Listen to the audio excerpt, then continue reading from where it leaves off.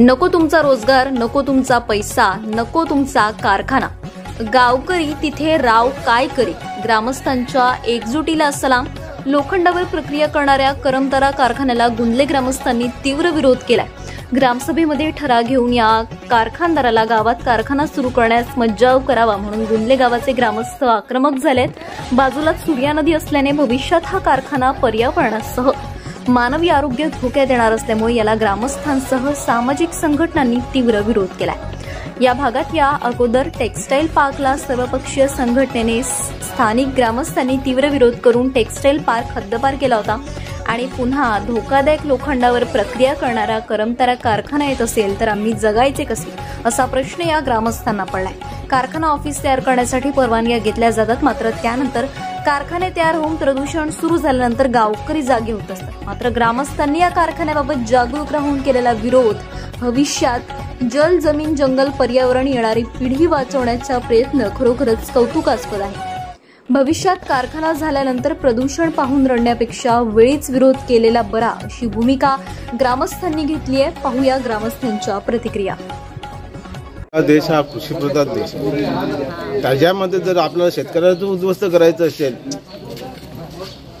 ह्या कंपनीमध्ये जल प्रदूषण आहे, ध्वनी प्रदूषण आहे, वायू प्रदूषण आहे आणि आमच्या शेतीची किंवा गावातल्या शेतकऱ्यांची भौगोलिक परिस्थिती बघितली, ही कंपनी उंचावरती आहे आणि तो पाण्याचा निचरा होणार आहे, तो संपूर्ण जमिनीला पसरणार, त्यामुळे हा शेतकरी उद्ध्वस्त होणार आहे. त्यामुळे आम्हाला ही कंपनी नकोच आहे. गावामध्ये जळ, वायू आणि ध्वनी प्रदूषणासारखे प्रश्न उद्भवणार आहे. आमच्या गावापासून MIDC म्हणजे वॉटर सप्लाय हा आमच्या गावामधूनच होतो. 3 वॉटर सप्लायचे प्लांट आहेत आमच्याकडे. संदर्भात जर करमतारा ही कंपनी आले तर त्याचा होणारा सांडपाणीचा निचरा हा ह्या नदीमध्ये होणार असून प्रदूषणामध्ये जलप्रदूषण होईल आणि हे पाणी पुढे जाऊन मासवण येथे मिळते आणि मासवणवरून पूर्ण पालघर तालुक्याला पाणी सप्लाय होते. हीच नदी पुढे जाऊन आपल्याला बाडोली, खामलोली या गावामधून वसई विरार महानगरपालिकेला जाऊन भेटते. आता इकडनं वसई महानगरपालिकेला पूर्णतः पाण्याचा सप्लाय होतं.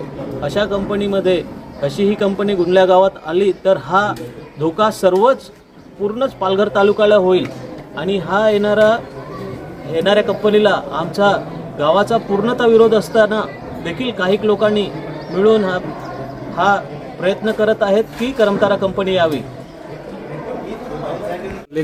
गावात राहतो.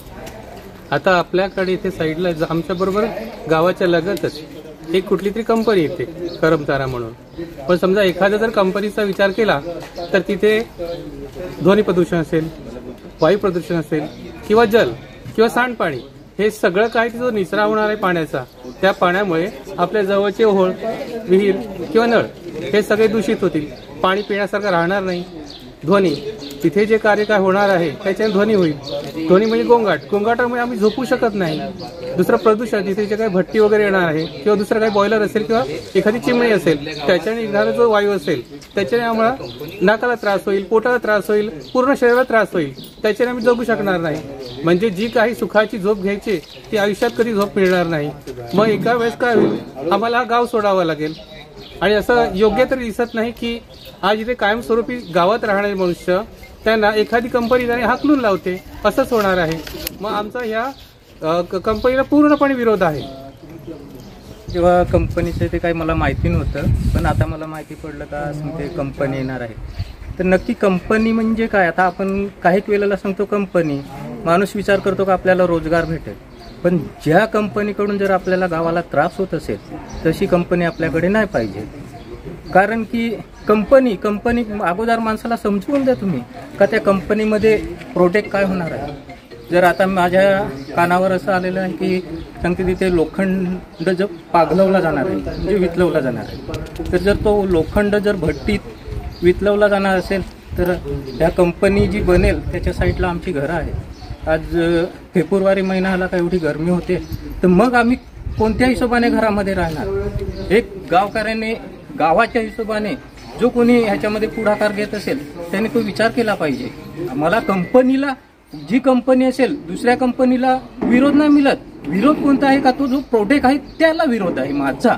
वैयक्तिक विरोध आहे.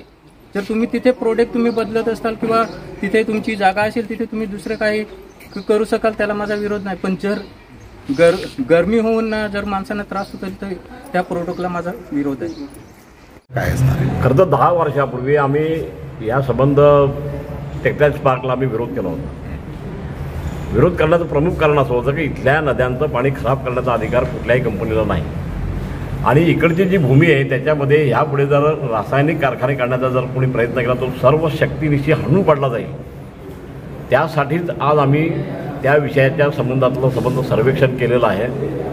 वाढवण बंदराच्या अनुषंगाने अनेक रासायनिक कारखाने ह्या भागामध्ये येऊ घातलेले आहेत की ज्यांचा आम्हाला रोजगार म्हणून पण काही उपयोग नाही, उलट आमची शेती बाधित करणार आहेत.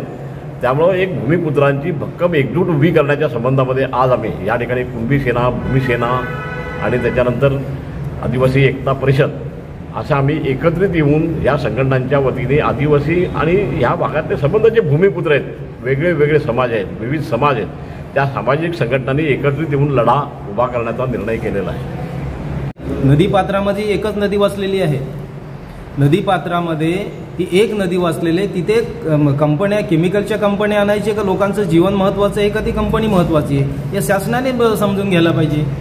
तर शासनाने जर समजून घेतलं नाही, त्याच्यावर ॲक्शन घेतलं नाही तर आम्ही याच्यामध्ये सामान्य जनता जे आमचे पालघर जिल्ह्यामध्ये जे संघटना आहेत ते आक्रमक भूमिका घेणार आहे. एकच जिद्द